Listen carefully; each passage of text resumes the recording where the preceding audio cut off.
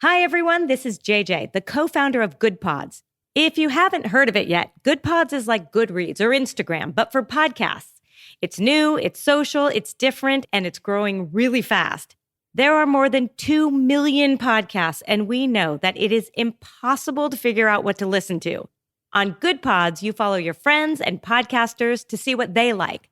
That is the number one way to discover new shows and episodes. You can find Good Pods on the web or download the app. Happy listening. This podcast is hosted by Buzzsprout. Podcasting isn't hard when you have the right partners. The team at Buzzsprout is passionate about helping you succeed. Join over 100,000 podcasters already using Buzzsprout to get their message to the world. If you want an upgrade, Buzzsprout has tons of guides to help you find exactly what you need. We use Buzzsprout and it's a game changer for us. An all-new analytics system helps us track who's listening to our show and where they're listening to it.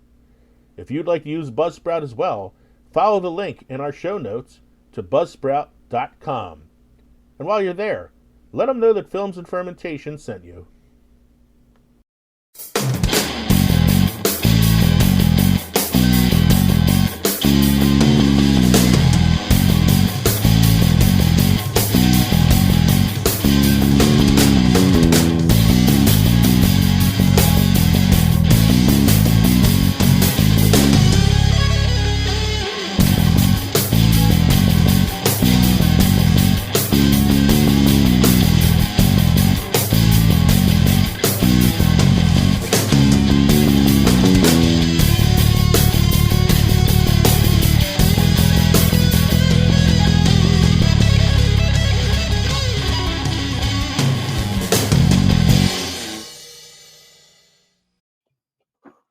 Hey everybody, welcome to Films and Fermentation. That's right, we are Films and Fermentation, a movie and alcohol podcast. I'm Leo. I'm Kevin. I'm Mike. We're three friends who like talk shit about movies while getting shit-faced. This is episode 117, and it is our season 6 finale. We are going to be taking a quick break after this, about a week or so, and then be coming back with our 7th season. Good old lucky number 7.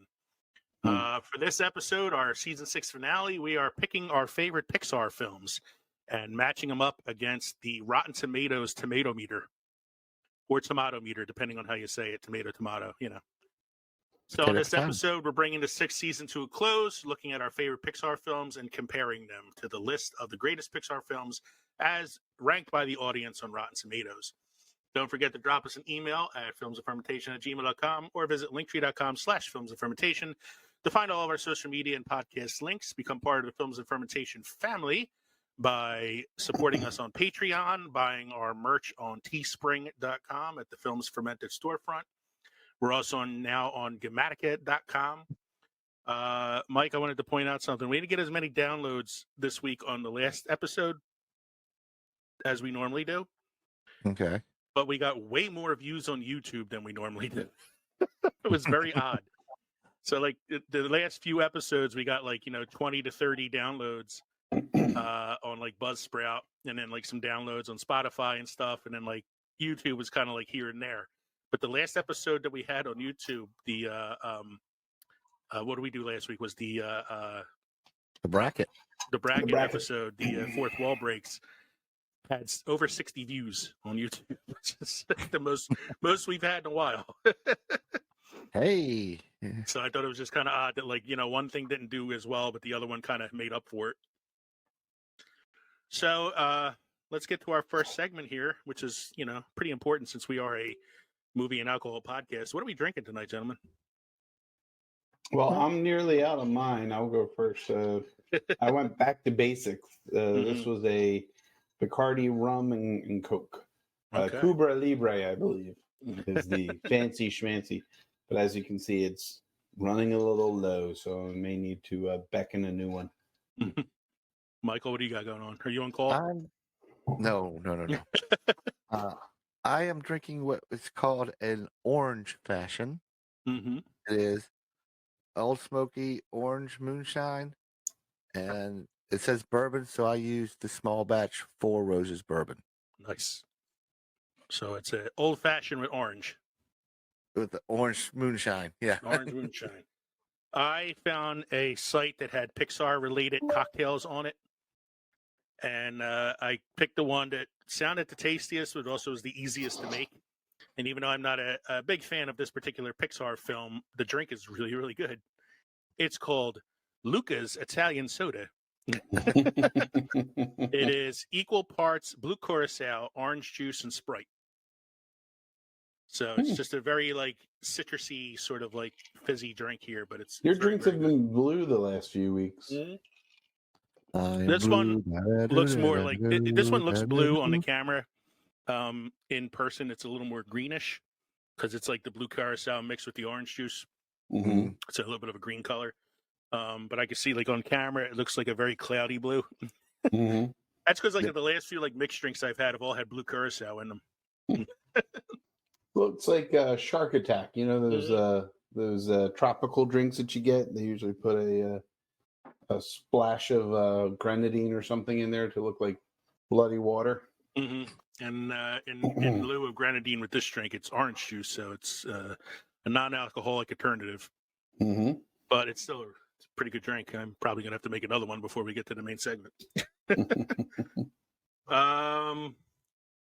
Notes from the last show. I made a really glaring omission on that bracket by not putting Fight Club in on the drama side, and it's odd because when I did the initial like draft of my bracket, I had Fight Club on there, and then I made some changes, and somehow Fight Club got deleted. And not that it would have won the bracket. I still think Deadpool would have won anyway. I'm just pissed that I forgot to put Fight Club on there. Yeah. You think Fight Club would have beat High Fidelity? I think based on the way you guys are voting, no. But like, I just feel like it's an omission I probably shouldn't have had. But I just wanted to mention it. And I got a little fun Twitter exchange here that I want to read to you because I thought it was kind of funny. One of our associate podcasts on the Good Pods group, it's called the Well, That's Interesting podcast, posted something recently from an Apple review that they got. And we had a fun little exchange on Twitter. I'm still calling it Twitter. I refuse to call it fucking X. So on Twitter. I was wondering if he just changed the icon or if he changed the name of it. I don't know. I have no idea. It's just I hear he's selling off the memorabilia, the bird icon and things like that. He is selling that shit off for money because he's hemorrhaging it. Oh yeah, he's I don't know what Jimmy Kimmel's going to do. They can't read mean tweets anymore. They got to read mean X's. So this podcast, Well, That's Interesting Pod, wrote on Twitter, quite possibly my favorite fucking review. This was on Apple Pods. They got a 1-star review from somebody who listened to the show saying they are not a fan. And this is what they wrote. I was totally turned off by the strange and misused place of profanity. It seemed bizarre and strange. I swear like a drunken sailor, and I'm working on cutting down my F-bombs, but even I thought it was weird. There's a time and place for profanity. A podcast is neither the time nor the place. And when I read that, I was like, "This is awesome." We place the F-bomb every fucking place. So I wrote back to them. I said, "Hey, we recently did an episode where we dropped F-bombs into our favorite PG-13 movies. Were we wrong for doing this? Because I don't really fucking care. It's a podcast, not FM radio." And I said to them, well, that's interesting podcast. Keep doing your thing. And they said, thanks for the support. We love this idea. We're going to check out that episode ourselves. And then I told them we were going to talk about this on the pod tonight because I just thought that was a funny thing to say. Like, and I sent you guys one not more than an hour ago. One popped up. I'm not sure if you got a chance to see it. On Instagram? It was on Instagram. Yeah, it was the scene from Revenge of the Sith, just before the duel between Obi-Wan Kenobi and Anakin Skywalker. And Anakin says, "I have brought peace, freedom, justice, and security to my new empire." To which Obi-Wan replies, "Fuck your new empire." That's another good one.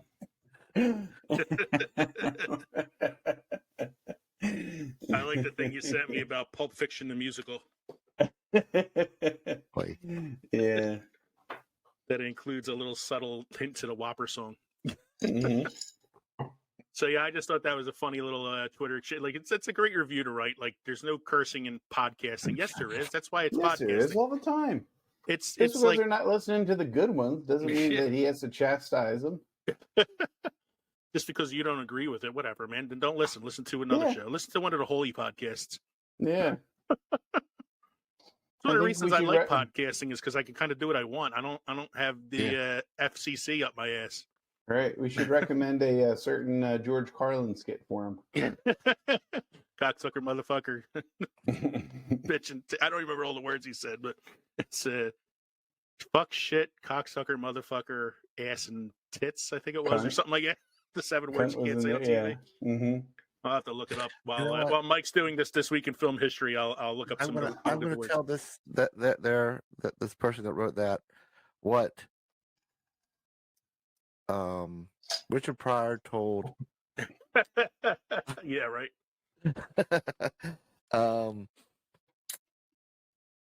Eddie Murphy to say, tell him to have a Coke and a smile and shut the fuck up. Bill Cosby told me I can't use the F word in my show. Tell that motherfucker I have a Coke and smile. Shut the fuck up. Here it is. 7 words you can't say on television, according to George Carlin. Shit, piss, fuck, cunt, cocksucker, motherfucker, and tits. which have changed over the years. He even updated his list later on. So, Mike, what happened this week? This week in film history. In 1950, Sunset Boulevard, American film noir directed by Billy Wilder and starring William Holden and Gloria Swanson, premieres at Radio City Music Hall in New York City. A movie we actually mentioned a little bit last week because it was in the first round of the bracket because of that famous scene at the end where she walks towards the camera and goes, "I'm ready for my close-up, Mr. DeMille." Yes. What else happened? In 1960, Los Angeles premiere of Alfred Hitchcock's Psycho, starring Anthony Perkins and Janet Leigh. I feel like we didn't line up the Fourth Wall episode with the facts, this week's in film history facts. Well, this week in film history actually are stuff that happened today. So, yeah, but it would have made sense to line them up since we talked about both of those movies on the bracket. We seem to miss like a week off one way or the other sometimes. Once in a while. Sometimes we get really lucky. That's what she said. Do you have a must-try beer or craft destination for us this week? I have a craft destination, and since, Hawaii is on fire, we're dedicating this one to the Maui Brewing Company. Maui Brewing Company started its tiny local brew pub in 2005 and has grown into a multi-million-dollar cornerstone that emphasizes craft, community, and sustainability. Visitors can expect 36 craft and specialty beers on tap, extensive outdoor seating with an outdoor patio and barbecue, crafted cocktails at the bar, and a full-service restaurant. Take a crowler of Maui's classics such as pineapple, manna, or coconut Howie Porter to go. You started talking about Hawaii. I thought you were going to talk about Kona for a second there. Yeah. And something about an outdoor barbecue right now seems in poor taste, Michael. Hawaii's on fire. Hey, I didn't write it. It's a luau. An unintentional luau. They got roast sorry. some shrimp out there, bro. I should not be making fun of or making light of their situation. It is horrible. Well, we're getting flooded over here, so we got the opposite going right now. Very true. That's because you guys in Jersey. Every time it sprinkles, it floods in Jersey. Oh man, that's so. Speaking of Kona, that's my dad's new beer. He likes the Kona. Oh, is it? Yeah. Oh yeah. I like the longboard. He likes what's the golden ale one or whatever it is. Yeah. The big wave. Big wave, yeah. All right. It's time for the synopsis according to Glip. Synopsis according to Glip, brought to you by Newsly.me. Newsly.me is an audio super app for iOS and Android that'll read the news to you in a natural human voice. Go to Newsly.me and use the promo code ANFERMENT to get the first month premium subscription for free. Stop scrolling, start listening, Newsly.me. So our Glip synopsis from last week was for our bracket episode on the best fourth wall breaks in movies. Our winner, in case you missed that episode, was Deadpool for the best fourth wall breaks in cinema. But this is what Glip had to say our episode was about. The participants spoke about the use of the Facebook account, passing of Paul Rubens, American Graffiti, origins of the brew, Ecto Cooler and alcoholism. Kevin and Leo discussed the villain in Wayne's World. Kevman wants to work in the field and Mike wants to be Goodfellow. Kevman is going to go high fidelity while Mike is picking the field to win.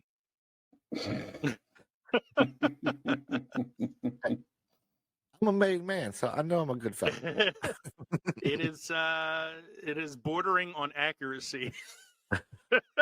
I did pick the field to win. You did pick the field to win, and Yeah, you guys well, the were field picking high always fidelity all night. The Wayne's World thing, we were trying to figure out the name of the villain, Rob Lowe in Wayne's World. Mm-hmm. I had talked about the drink that I had that tasted like Ecto Cooler minus the alcoholism. Mm-hmm. I don't remember what the Facebook account was, unless they're talking about our Linktree stuff. Paul Rubens, a.k.a. Pee Wee Herman, passed away last week.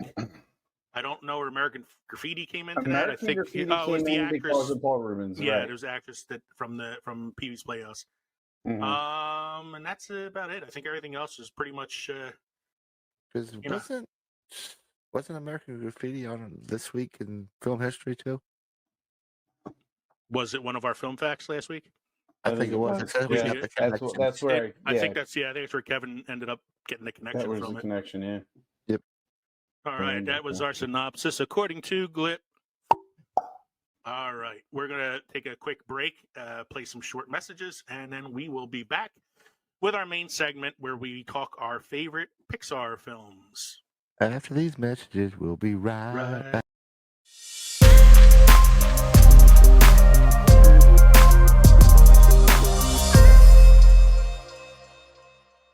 Hey movie lovers, it's Jackson here from the Back to the Blockbuster podcast. If you've ever wanted to hear an amateur cinephile and an industry professional chat about film and television, then look no further, because every week my co-host Gaius and I, we bring you the latest industry news, break down the most recent trailers, try to beat the box office with our weekly predictions, and dive into our favorite movies on their anniversaries.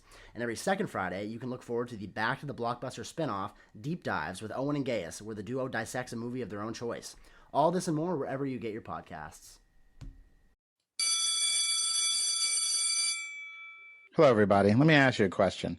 When you were a kid, did you ever wonder what teachers talked about in the teacher's lounge? You probably didn't miss much. It's usually boring stuff like grading papers, lesson planning, and then figuring out the new train schedule.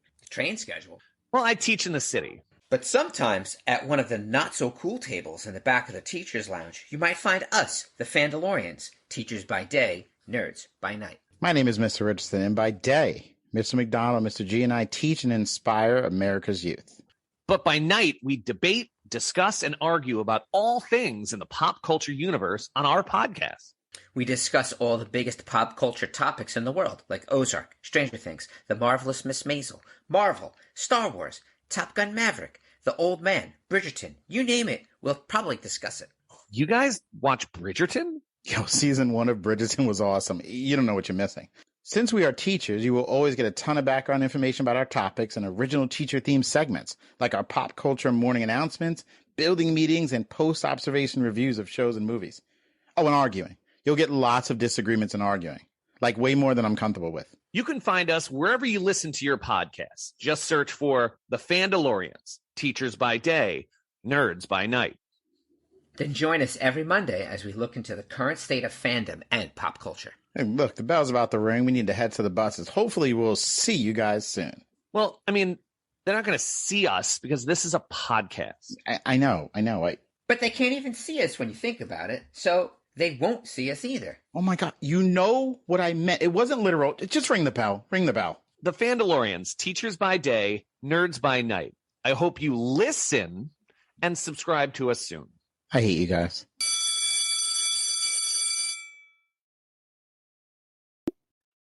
We're back from our short little break, and we are talking Pixar.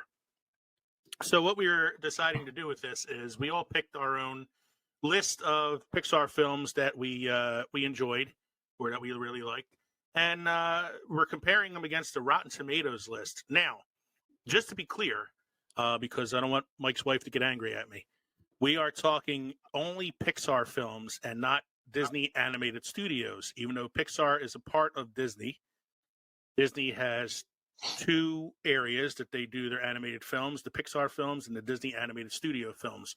So films like Moana, Frozen, Wreck-It Ralph, and Big Hero 6, three of which I really, really love, are not going to be on any of these lists because they are considered Disney Animated Studios and not Pixar films.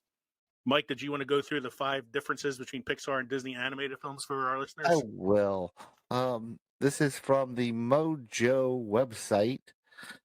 Love Mojo. Number 5 is the animated style. Traditionally, Disney animated studios go with hand-drawn animation until recently. Both are more computer animated now, but the biggest difference is that Disney still has its artistic flair due basically because they're traditionally concept drawings, and Pixar animation is generally more complex and detailed textures than Disney is. Okay. Number 4 is characterization. Disney characters are more often paragons or ideals. That's why they just have so many freaking princesses in them. Yeah. They're more likely to be heroic, while Pixar's are more prone to empathy. So they have more understandable motivations like jealousy, fear, and desire to be special. But so they're more human. They're more human, yeah. Number 3, music. While both have music, Disney animated films are more often to be musicals sung by the characters, while music helps move the story along in the background for Pixar. With some exceptions like Wreck-It Ralph and Big Hero 6. Right. So, Disney's not always musicals, but number 2 is the settings. Pixar's are grounded in reality, while Disney animated films are fairy tales or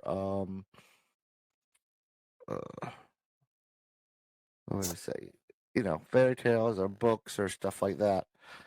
So they could have bigger engrossing large-scale environments in Pixar, where you don't have as large environments for Disney. And the last one is the antagonists. While they both use the antagonist, everything that goes wrong in a Disney movie is the antagonist's fault. While in Pixar's, the crux of the plot is often the result of the character's action and conflict between one another. I can see that in like The Incredibles, where Mr. Incredible's sort of the reason for Syndrome's, Right. Okay. Or I think anymore though, like as the two studios become more and more experienced, they're starting to blend a little bit more too. So I don't see there's still some blending in there, but it's hard to tell the difference sometimes. But I still think, like, especially with the animation part, I think Disney animated studios will always stick with the boards with hand drawings before they go to the computer to draw it, where Pixar starts at the computers. Or they'll just start making live action remakes of everything. That too. Can't wait for the live action remake of Wreck-It Ralph. All right. So what we decided we're going to do with this is we're going to look at the Rotten Tomatoes list, and then we're going to talk about whether or not those films on their list are on our list, and if they are, where did we rank them? So let's go to our 27 Pixar movies ranked by Rotten Tomatoes. So this is according to the Rotten Tomatoes Tomato Meter, or Tomato Meter. All Pixar movies ranked. There are 27 films in all. So number 1 on the Tomato Meter list for Pixar films with 100% freshness is Toy Story 2. This one threw me for a loop. I was not expecting of all the Toy Stories, this was not the one I expected to be number one on the list. I agree, and not that it's bad. I like Toy Story 2. I don't believe I included it on my list, though. It's got a very unique story in terms of like collectors and classic toys and the purpose of either being played with or being looked at and kept in pristine condition versus being, duct tape and bubble gummed up. Mm-hmm. I liked it, but it just didn't fall on my list at all. So I'm looking quickly at our list here, and none of us have Toy Story 2 on our top 10 list. Mm-hmm. Nope. I liked it. I thought it was a decent sequel, as opposed to some sequels. But I didn't think it was anything that special. No. I thought there was another sequel that I thought was better than that one, and that's on my list. But we'll talk about that when we get to it. So number one on the tomato meter list did not even make it into the top 10 on any of our lists. Number two on the tomato meter list is the 1995 classic Toy Story, the original Toy Story. Do I have it on my list? I do. I don't have it as high as they have it on the tomato meter list. For me, the original Toy Story is number 9 out of 10 on my list. It's number 10 on my list. Mm-hmm. It's not even on my list. It did not make Kevin's list. No, and that's not because it was bad. It's just I thought there were other movies that I appreciated more. And that's the thing. Like our top 10 list is more or less the movies that we enjoy and we appreciate.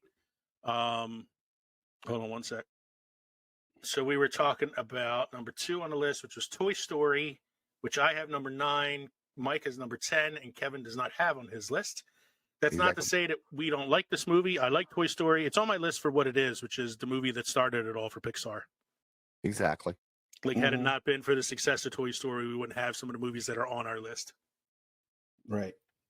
So moving on, number 3 on the tomato meter with 99% freshness is Finding Nemo from 2003.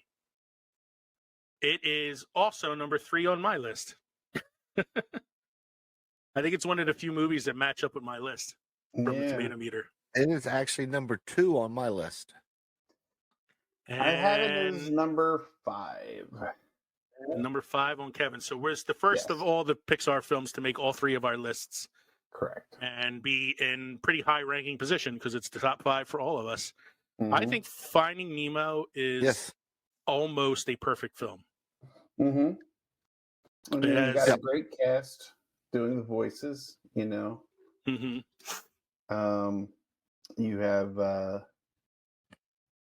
that one guy and that one woman that had the talk show and some kid. So you got Albert Brooks as Marlin. Albert Brooks. Albert Brooks as Marlin. You have Ellen DeGeneres as Dory. Willem Dafoe as I can't remember the fish's name that he plays. He's the one with all the scars. There's a lot of other voice characters in that fish tank scene too, in the dentist's office. Yeah, Ray Romano's brother. Yeah. And what's her name from Mom? Yeah. And Oscar winner Allison Janney. Yes, her. Yes. And Elizabeth Perkins. You sure it's only been 2 of those? Elizabeth Perkins. Those chupacabras that you've been drinking? Maybe. Chupacabras. I'm good with the names. Good Lord. You know what? Was this the first Disney? I mean, it's Pixar, but Disney, where it's not the. Oh no, never mind. Disney does kill off the mother in most of their movies. Yeah, no, this is definitely not the first one that didn't happen. No. I remember watching Bambi. I know, but this is not. I know it's not the first one where the mother gets killed off. I think this is Is it the first one where the father plays a more significant role after the mother croaks? Mm-hmm. Right. I mean, Marlin. I mean, the movie's called Finding Nemo, but Marlin's the main character. I thought like the first 5 minutes of this film are friggin' brutal. Like that's the Barracuda shows up, and like the only one egg is left. I'm like, man, like way to come out running. Like, but it did have some like cool like little like jokes in it too that are sort of like those the kids can appreciate them, but the adults get a kick out of them kind of jokes too. Like he touched the butt. He touched the butt, or like the dentist has to use the bathroom, and he's like, "I'll be back. I gotta go see a man about a wallaby."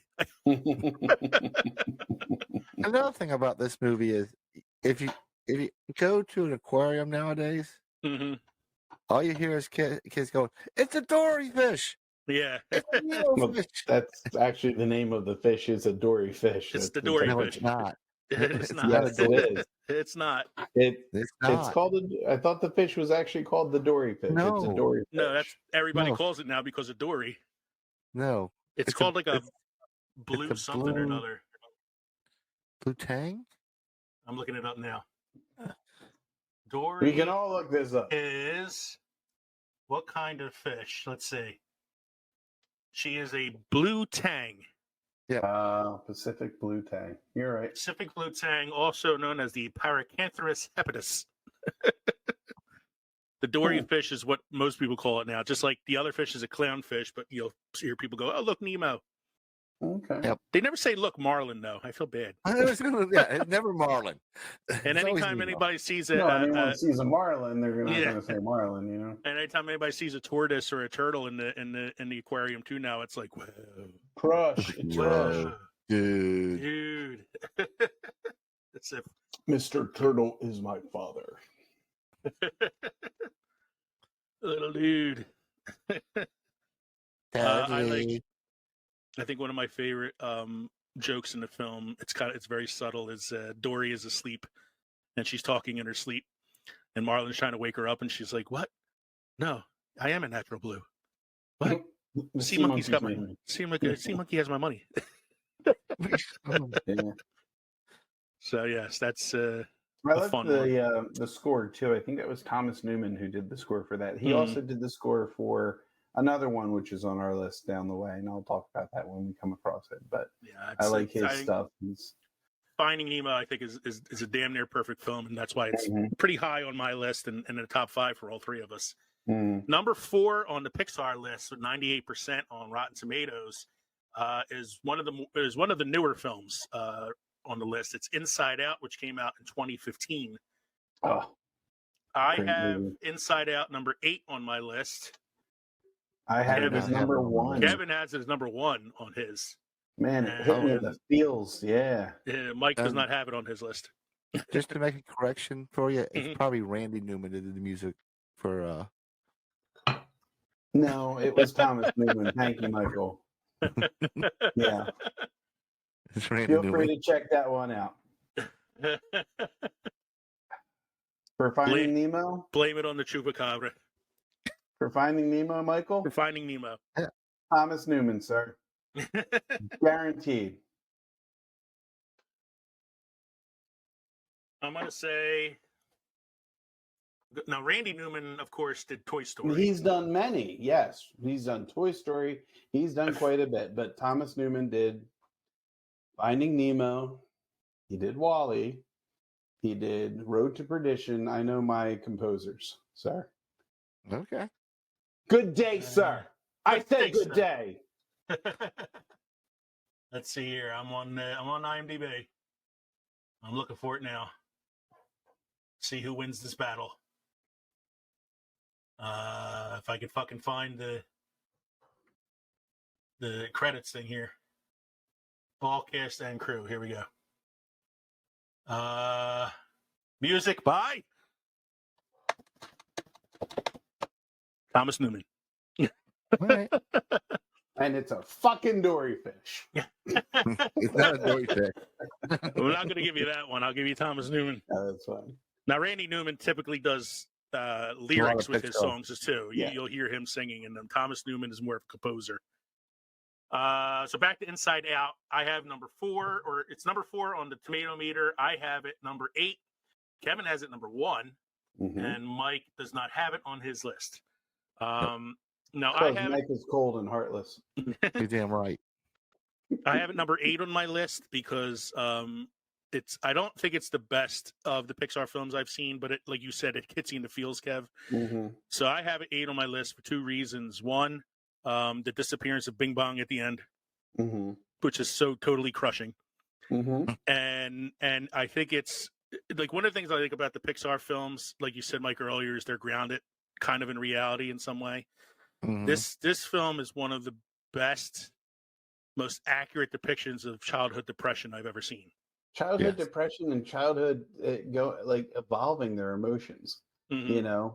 And not everybody always think, no, you can't be sad. Don't be sad. Sad is not good. It's like, no, it's okay to be sad, And losing the imaginary friend, Mm-hmm. like that happens, And like having a kid who's doesn't understand what's going on with her, but doesn't know how to communicate it with the parents, or who to talk to about it. Like as teachers, like Kevin and I have seen this, so it's like so many heavy emotions that they have to cope with at one time, like arguing parents, new job, new city, new school, leaving your team, leaving your friends.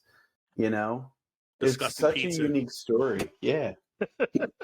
Broccoli on pizza. What the fuck? It's hard enough to navigate your emotions when you're an adult. Yeah. And that's why it's one of the things I like about Inside Out. That, and I love the fact that they got Lewis Black to play Anger. Yeah. If ever there was a perfect casting choice. Mm-hmm. I like the end too when you get to see the inside of different people's heads, and it's like different things that are like controlling, like the boy trying to talk to the girl, and everything's awkward. Mm-hmm. So yeah, I enjoyed Inside Out. It's not that it high on my list. It reminded me, but a little bit, and I know Mike probably had seen this in Disney. Lee, I don't know if you had. I want to say it might have been in Epcot, but it was like it was a thing. You went in, you watched the show, you were inside the body. There was a person controlling the body, had the two eyes, the nose. I can't recall the name of the ride. Cranium Command. That might have been it. Yeah, but that's kind of what sits with me when I see that. That's kind of what I'm. You see that? It sounds like an Epcot thing because Epcot was the more. It was the more educational. It was over to the left past Ellen, but it's been closed for like ever. Past the living seas. Yeah. Where was it by Exxon? Where was it in relation to the English pub that had the really good Guinness stew? On the other side of the world. Epcot's other side of the world, right? Yes. Number 5 on the Rotten Tomato list is 98%. Toy Story 3. Which, when I was saying that I think there's a better sequel on this list than Toy Story 2, it's Toy Story 3. Yeah. Toy Story 3 is number 6 on my list, so it is one ranking below the tomato meter for me. It's also number 6 on Mike's list. And you know what? I know that I had meant to put it on here. I know I had to do some editing when we found out when it was Pixar, not Disney, so I had to change some things around, and it just got it vanished. So I got to take a look at my list here. I don't know if I want to give that one up. I mean, this is not where I'd properly place it. I'm going to put it at number 10, only because it's bumping out one that really, it was great for the comedic aspect of it, but like, this definitely takes over. So, I mean, it's on my list. I just can't say that number 10 is the correct placement for Toy Story 3. So, like, Mike and I both have it at number 6, which is one spot below the tomato meter. I think it's the best of all the Toy Story films. I think it's one of the first film, or one of the last films I remember going to in the theater and like crying uncontrollably at multiple scenes. Thankfully, with my wife next to me, who was also crying uncontrollably, but at least we could console each other. You mean when they were all holding hands? I cried at the scene where they were holding hands in the fire. Yep. Like when it was like, wait, I know this is not going to happen, but goddamn, the emotion in this scene is so incredible. Yeah. I cried tears of joy when the little alien guy showed up with the giant claw to save them. The claw. And I cried at the end when Andy drove away and left the toys with Molly. And that bitch lost them all in the next movie. Yeah. But Fuck it Toy makes Story 4. it makes you think about what happened to the toys you had when you were growing up. You know, your parents did the purge. I What still are you have a not bunch of playing mine. with anymore? They're in my closet in my bedroom. Oh, you should hold on to them, or at least seek their value. Make sure That's they're what I'm going to covered. do. Seek their value, because they're all. I still Losing have my all, GI Joes, my I had Star a Wars action vast figures. Star Wars collection. I had, I think, everything for the Ghostbusters. I had GI Joe. I had Masters of the Universe, and you don't know what happens after a certain point. I don't think our parents donated. I think for the most part they just trashed them. It's like, what are you Probably. doing? Yeah, I know, and that's Toy Story 3, man. I think it pulled my heartstrings because of that. It's like, oh man, what happened to all my old toys? Yeah. I also like the line from the villain, with the bear. What the hell was the bear's name? I can't remember now. John Goodman. the bear that is the villain in Toy Story 3.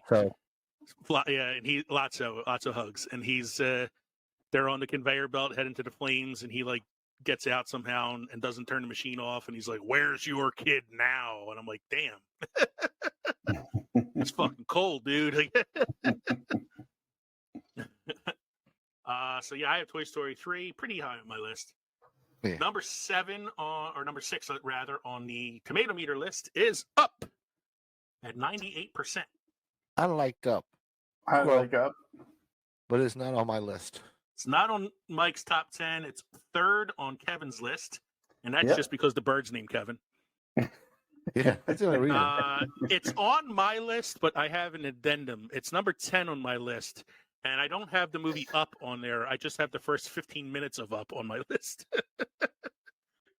The first 15 minutes of the whole movie. I thought the whole, the relationship between the kid and the old man, and you find out, and I like that you don't know anything about like the kid's situation. It comes out innocently enough through the conversation with the old man, where he initially thinks the kid's annoying, but then you find out, why is the kid so needy? Why is the kid so talking so much? Why is he a loner and things like that? And it's like, okay, I'm digging this, I'm not saying I didn't like the film. I did enjoy it. Like I like when he discovers him on the porch while he's flying in the air, and he's like, "Can I come in now?" And he's like, "No." And he shuts the door on him. And you miss all of Doug. I love Doug, and I like the final fight on the wing of the plane is very intense too. Yeah. But for me, like the first 15 minutes of Up are some of the best cinema I've ever seen. Mm-hmm. And talk about like tear jerking.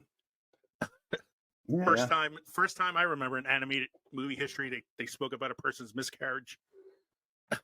Yeah. It is pretty intense. Mm-hmm. So I have the first 15 minutes Up, number 10 on my list. Next one, number 7 on the tomato meter list is Toy Story 4. It did not make my list. No, it didn't make mine either. It was cute, but I wouldn't say it's not of the top 3. No. I remember thinking to myself, why? Like Toy Story 3 ended so perfectly. Yes. It felt like a cash grab. This was a cash grab. Add a couple more characters. Changed Bo Peep's look. Keanu Reeves. Whoa. I did like the marionette character, the creepy ass puppets. But yeah, overall, I thought it was. It was a good movie, but I didn't feel it was necessary. No. Let's see here. Number 8 on the list is another newer one from 2017, 97% on the tomato meter, Coco. Coco is a recent one for me.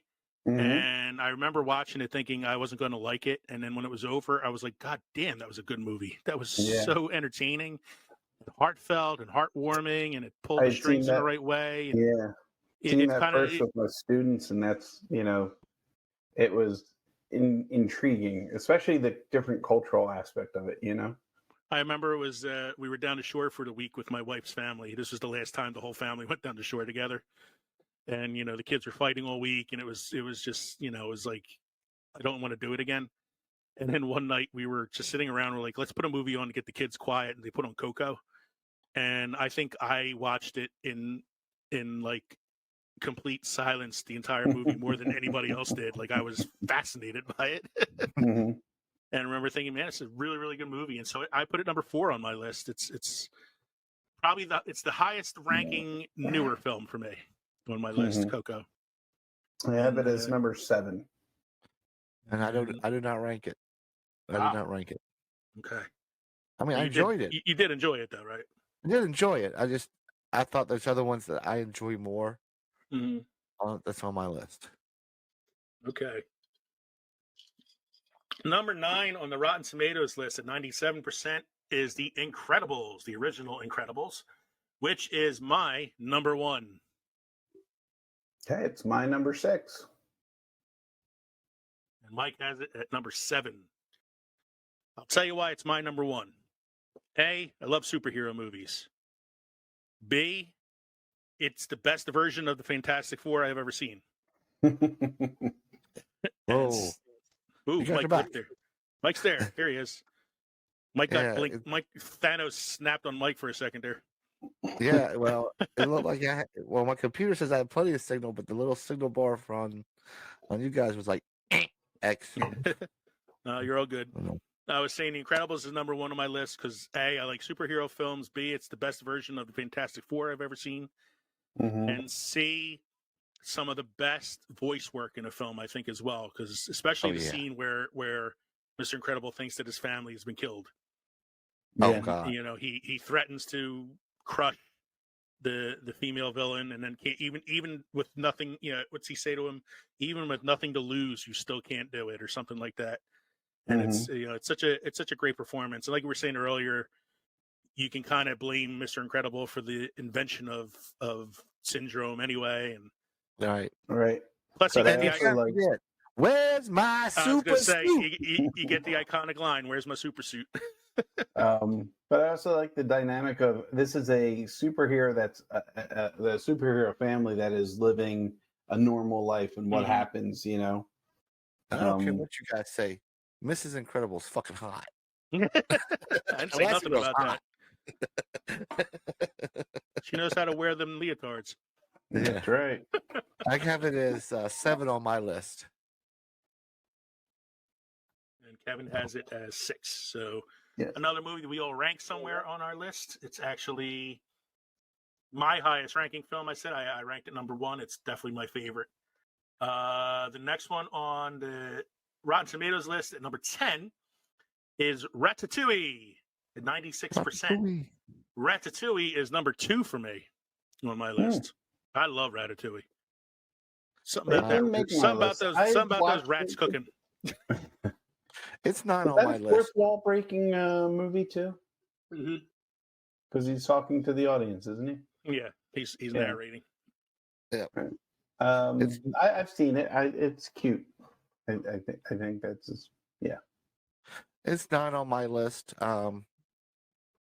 It's a heartwarming movie. I mean, it's Mike, fun. it's your number 9. Oh, number 9? Yeah. What is it? Whatever. It's on your list. It is on my list. It's because your list got cut off. It's on page 2. It's on page 2. So, yes, it's on your list. It's number 9. Yep. So, you like it. It's just not as high as mine. No. I will say this. Incredibles narrowly beat out Ratatouille. I actually thought about putting Ratatouille number 1. Wow. I don't know why. I really, really enjoy the film. I think I need to rewatch it. I didn't take away as much from it as you did. I think it's because I'm such a foodie too. Like I love watching the cooking and stuff like that, even though it's a rat doing it.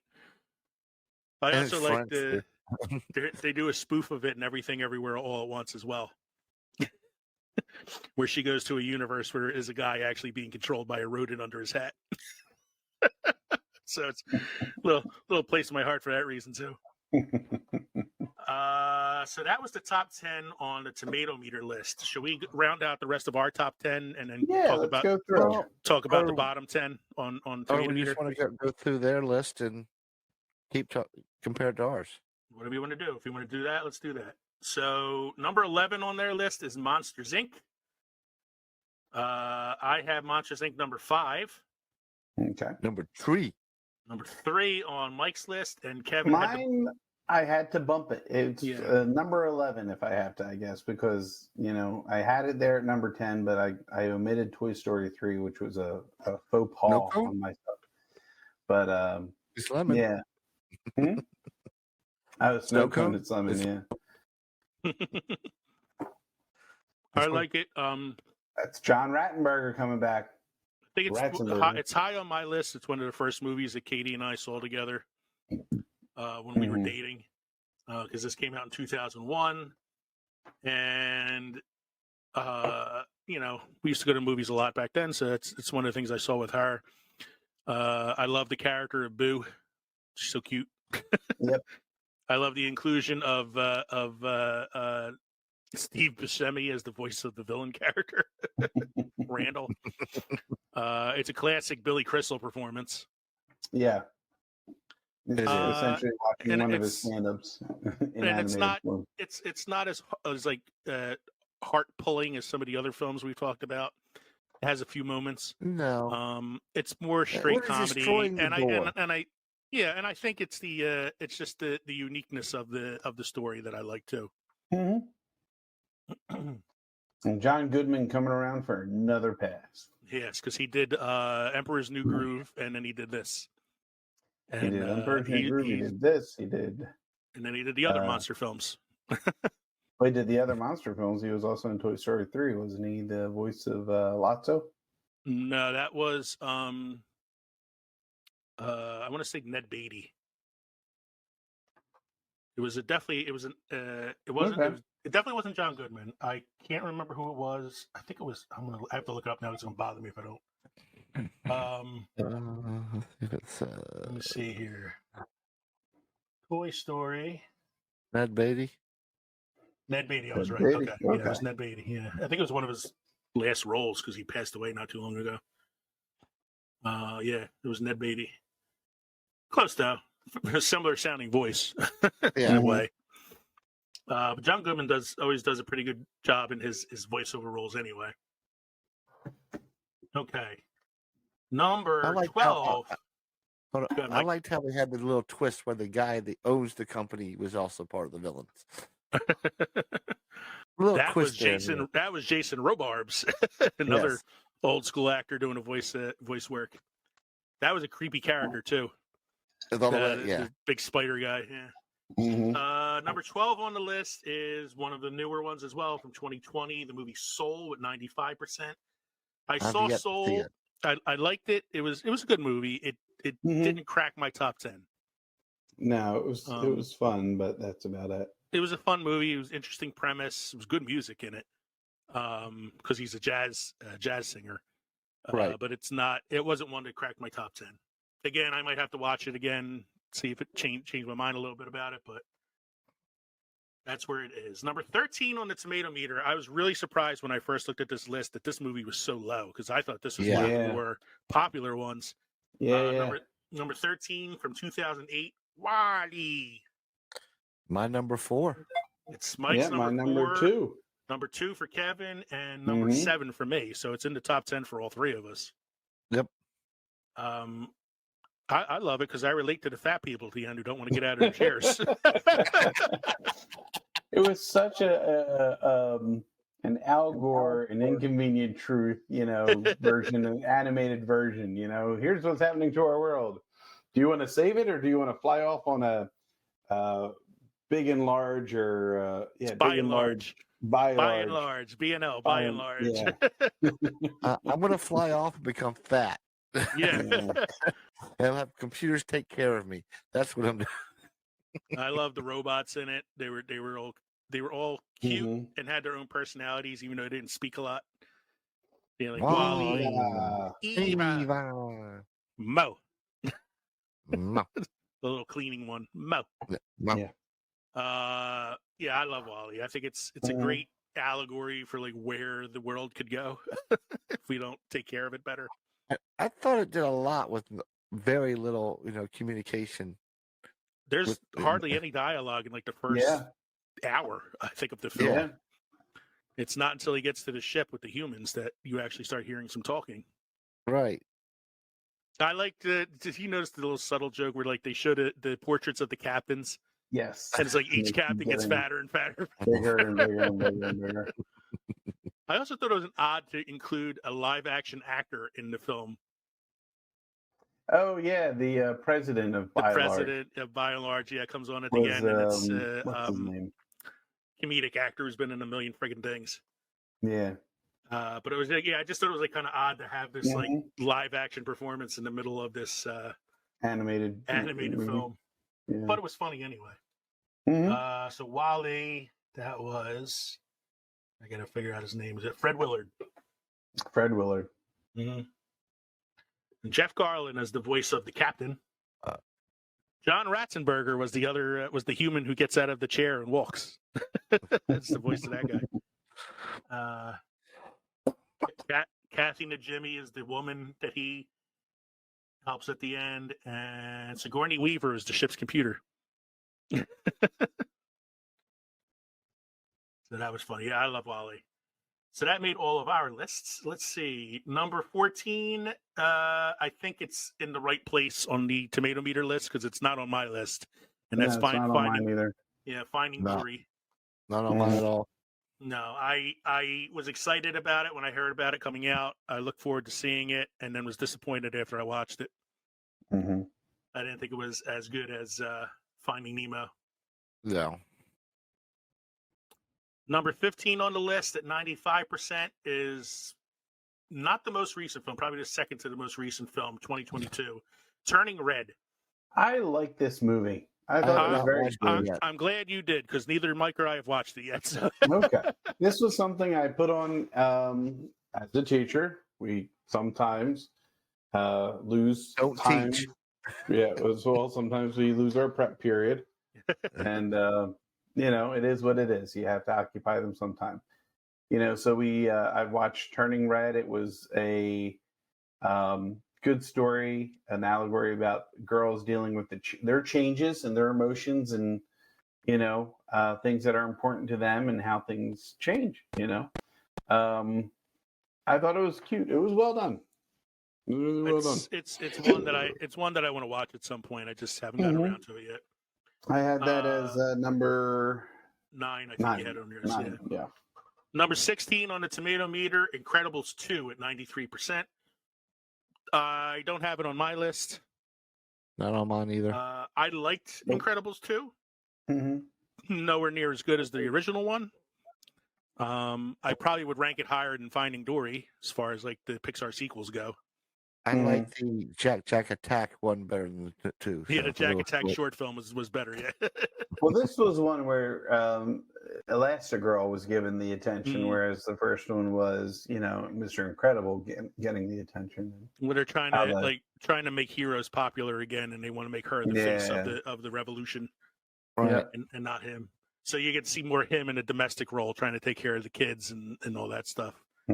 Great line in it as a teacher I kind of relate to, where he's helping the son with homework and he goes, "How do you change math? You can't change math." Number 17 on the tomato meter list at 92% is A Bug's Life. Enjoyed it. I enjoyed it. Not on my list. Yeah, not on my list. I think cute. It's perfect right where it is on the tomato meter list at 17. It was a great way of dealing with British colonization over the course of centuries. And how people finally fought against it. Is that what it was? I have no idea. I was going to say as a follow-up to Toy Story, not the best follow-up. And it also went up against Ants at the same time. Yeah, it was one of those twin movies that we've talked about before. So it's not on my list. Number 18 on the tomato meter list is Luca. Now, even though my drink tonight is based on the film Luca, it was not one of my favorite Pixar films. I was actually disappointed. I really wanted to like it because it takes place in Italy. It's an Italian story. I wanted to like it, and I was like, it was just meh. I thought it was pretty good. It was cute. I thought it was interesting. I had some laughs. It's a weird animation because the characters look so much different than other Pixar characters. They almost look like the claymation from Wallace and Gromit. Yeah, a little bit. Yeah. Yeah. And not a lot of realism there.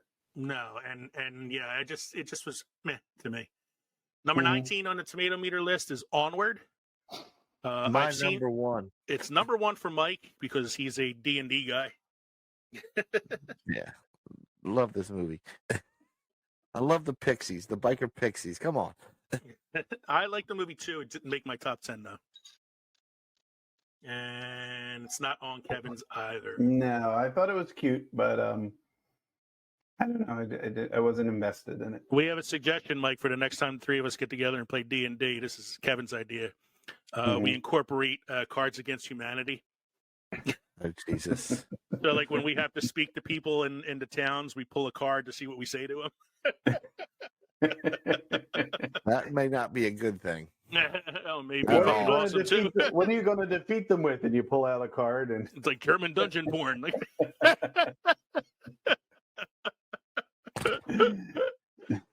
I don't know. I think it could be pretty awesome. Number 20 on the list is Monsters University at 80%. This is a sharp drop off in the percentages because Onward was 89% and then it drops to 80% for Monsters U.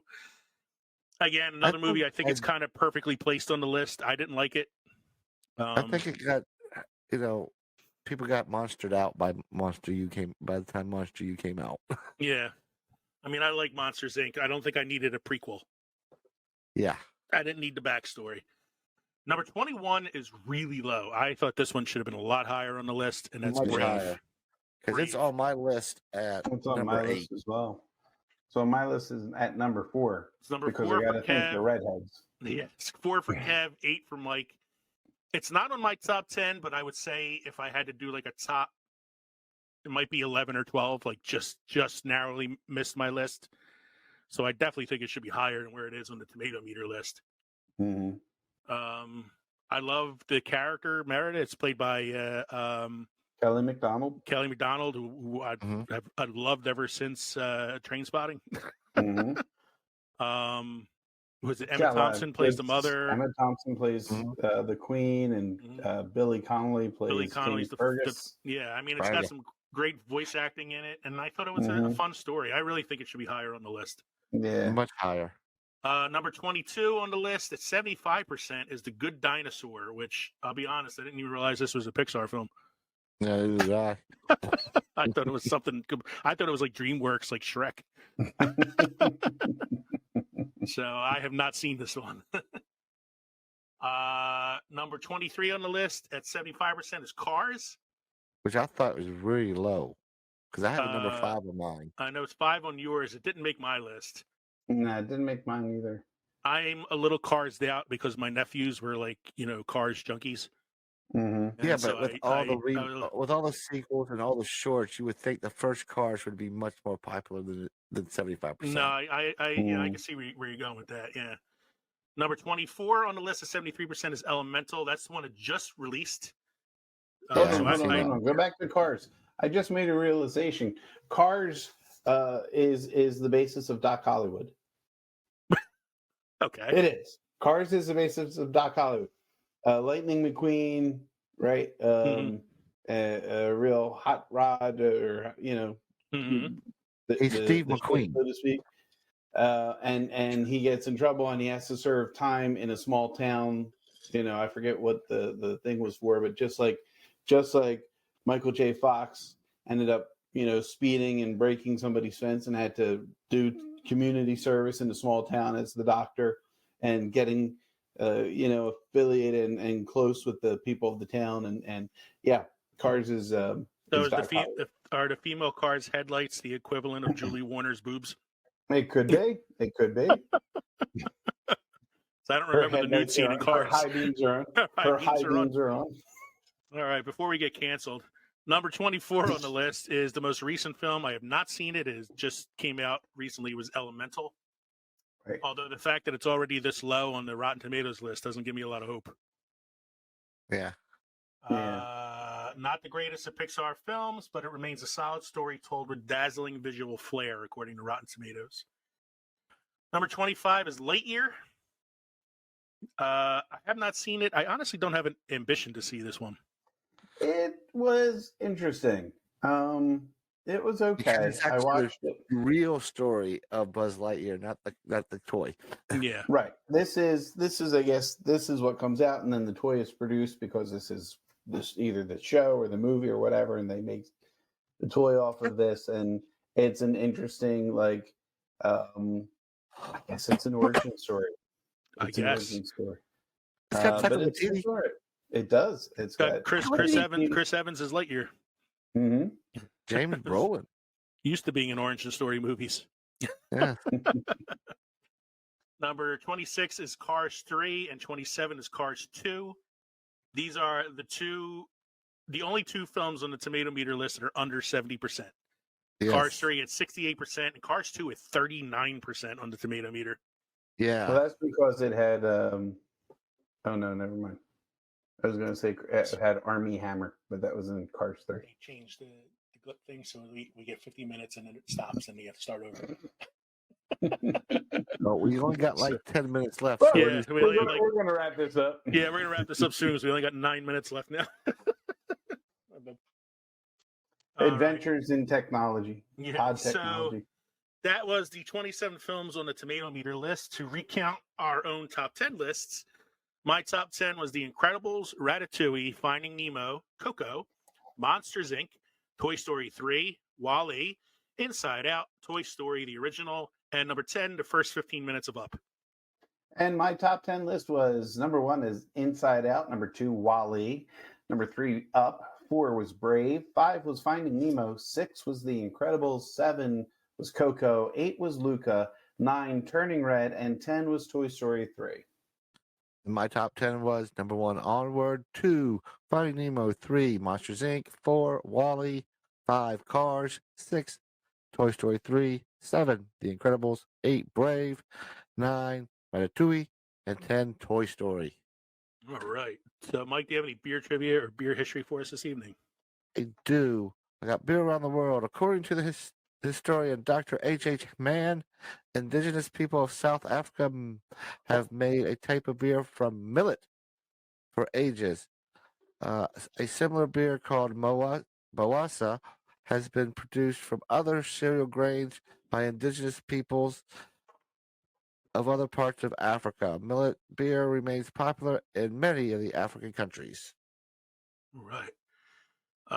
Thank you then for joining us tonight for episode 117, Picking Pixar. We hope you enjoyed listening to this podcast as much as we enjoyed recording it for you. Don't forget, you can drop us an email at filmsoffermentation@gmail.com or visit linktree.com/filmsoffermentation. Find all of our social media or podcast links. Don't forget, you can support us on Patreon or also by going to teespring.com and buying some of our merch. Don't forget to stop by the crossroads between Pickled and Fermented for our 7th season premiere. Date to be announced. We're going to be recording that in a couple weeks and releasing it. I will make sure everybody knows what it is. But our season premiere, we always go back to one of our favorite topics, and that is films that time forgot. So our season premiere will be episode 118, Films That Time Forgot, Part 6. I'm Leo. I'm Kevin. I'm Mike. Thank you for joining us, everybody. Thank you for all your support over these first 6 seasons. We'll see you shortly for season 7. Cheers. Cheers. Can you guys hear me all right? Yeah, I can hear you. I took a couple CBD gummies last night to help me sleep, and I've been in a fucking dream state all day. Oh yeah. So I'm Dude, I feel like I'm in slow motion. And then wait, that wasn't weed. I think I'm thinking of Harold and Kumar, but that was smoking pot, right? Yeah. Ooh. Leo was born in East LA. Mexican Americans love education, so they go to night school where they take Spanish and get a C. I added some stuff to the show list, and I told Mike about this the other day. I added one called Crazy Taglines for Films. Mm-hmm. And the reason I added it was because I saw the trailer for Expendables 4. Oh, yeah? And the What's tagline, the tagline is, "They'll die when they're dead."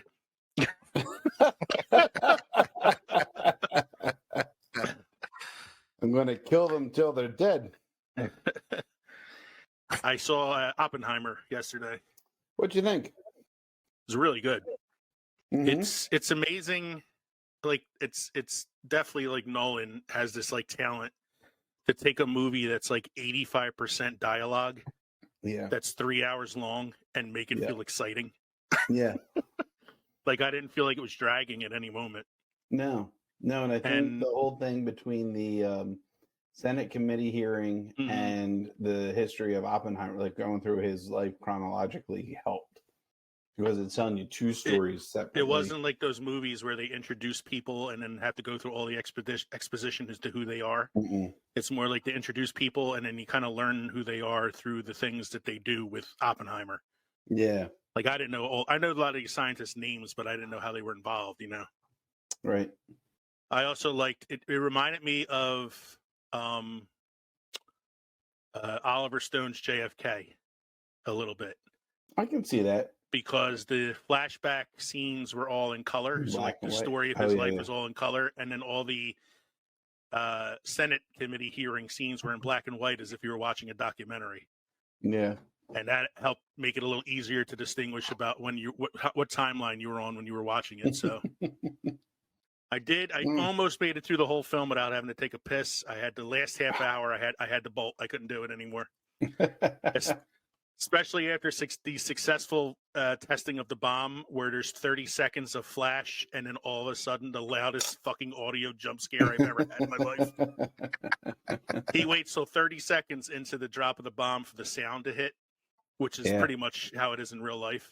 And uses the audio to his advantage because the bomb is almost about as loud as the real one was.